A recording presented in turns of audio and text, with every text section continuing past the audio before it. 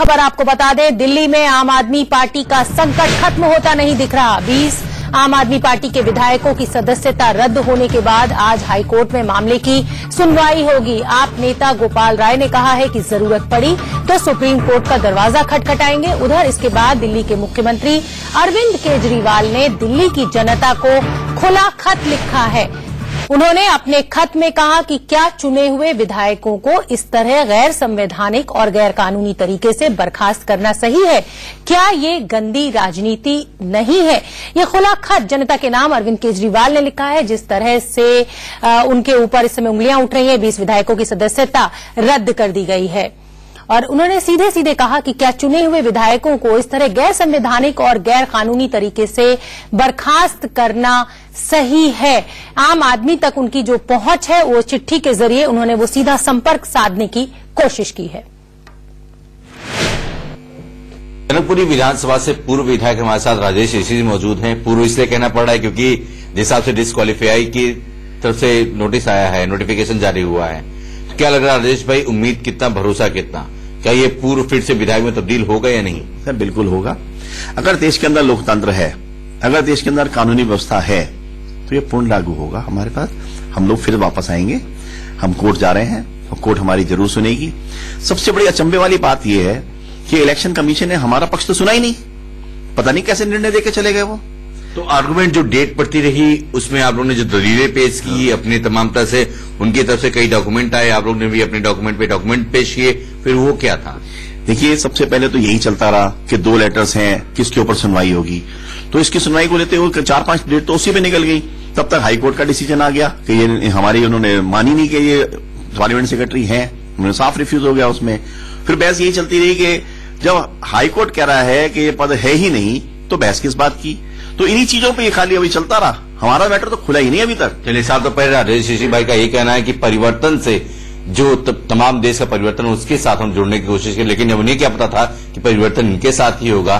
तमाम जो 22 विधायकों पर, संसदीय सचिव पर अब वो पूर्व विधायकों का लग गया है।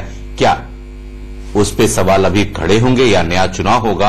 अब सबकी निगाहें वहां टिकी हुई हैं। कैमरामैन गुलशन के साथ अजीत श्रीवास्तव, इंडिया न्यूज, दिल्ली। आम आदमी पार्टी के जिन 20 विधायकों को डिस्क्वालीफाई किया गया उनमें से एक विधायक हमारे साथ मौजूद हैं, जो कि अब हम इसे कह सकते हैं पूर्व विधायक मदन लाल जी। मदन लाल जी, पूर्व विधायक कहना कोई इस समय बुराई तो नहीं माने जाएगा? फॉर द टाइमिंग बिल्कुल बुराई नहीं है। तो अभी क्या लग रहा है आप लोग को? क्योंकि कोर्ट में आप ही पूरी भूमिका निभा रहे हैं, चैलेंज करने जा रहे हैं, पूरी रीड वगैरह क्या तैयार हो चुकी है? अब पूरी रीड तैयार है, आज फाइल करेंगे और हमें पूरी उम्मीद है न्यायपालिका पर कि हमें न्याय मिलेगा। क्योंकि जिस तरीके से इलेक्शन कमीशन ने बिना हमारी सुनवाई के ये मुकदमे का फैसला कर दिया है, और खासकर सर्कमस्टांसेस बड़ी चेंज्ड हैं। ज्योति जी जब चीफ इलेक्शन कमिश्नर नहीं थे, जैदी साहब थे, तो वो एक मेंबर थे उस समय। रावत जी जो अभी चीफ इलेक्शन कमिश्नर हैं, उन्होंने रिक्यूज किया हुआ था। और तीसरे मेंबर अरोड़ा जी तो कभी इसमें सुनवाई में हिस्से में शामिल ही नहीं हुए। तो ऐसी हालत में ऐसे लोग जिन्होंने मुकदमे को या तो रिक्यूज किया हो या मुकदमे की सुनवाई में शामिल ना रहे हों, अगर वो मुकदमे का फैसला करते हैं तो आप समझ सकते हैं कि उसमें कितना न्याय हुआ होगा। तो साफ तौर पर है कि यहाँ पर मदन लाल जी की तमाम दलीलों को आपने सुना और समझा कि किस हिसाब से पूरी तैयारियां कर रखे हैं और अपनी बात पर अड़कर वो कोर्ट में तमाम दलीलें पेश करने के लिए दिलचस्प होगा क्या कोर्ट तमाम इन दलील को मानती है या फिर सिरे से खारिज करती है। कैमरामैन गुलशन के साथ अजीत श्रीवास्तव, इंडिया न्यूज, दिल्ली। स्वाभाविक समझने की बात है कि जब विनाशकाल विपरीत बुद्धि जो कहावत है, ये बिल्कुल आम आदमी पार्टी पर लागू होती है। इन आपियों के कहने के बजाय पापियों के पाप अब उघड़ चुके हैं। अब ये इधर उधर दौड़ेंगे, कुछ भी होंगे, पर कहाँ अपने पाप छुपाते फिरेंगे। स्वाभाविक है, चुनाव आयोग है, स्वतंत्रता से सब निष्पक्षता से देखता है। और आज जो भी है दिल्ली के सामने, मेरी राय में इलेक्शन कमीशन की रिकमेंडेशन सही थी, तो प्रेसिडेंट ने भी सही आदेश दिया है नोटिफिकेशन। लेकिन बहुत जल्दी में किया है, से ये तो दिखाई देता है कि ये कोशिश करी गई है कि आम आदमी पार्टी कोर्ट से स्टे ना ले ले। वैसे अब कोर्ट में उनकी दलील की हियरिंग होगी, वो चैलेंज करेंगे, उसकी हियरिंग होगी लेकिन मुझे नहीं लगता कि कोर्ट से उनको कोई रिलीफ मिल पाएगी, ना तो हाई कोर्ट से ना सुप्रीम कोर्ट से। तो आपने तमाम लोगों को सुना, सबके अपने अपने पक्ष हैं। मेरे सहयोगी पुलकित नागर हमसे जुड़ गए हैं। पुलकित, मामला बहुत उलझ चुका है। हालांकि आम आदमी पार्टी के पास ऑप्शन है, वो हाई कोर्ट जा ही रहे हैं, सुप्रीम कोर्ट भी वो जा सकते हैं। फिलहाल आपके पास क्या अपडेट है इस पूरी खबर पर?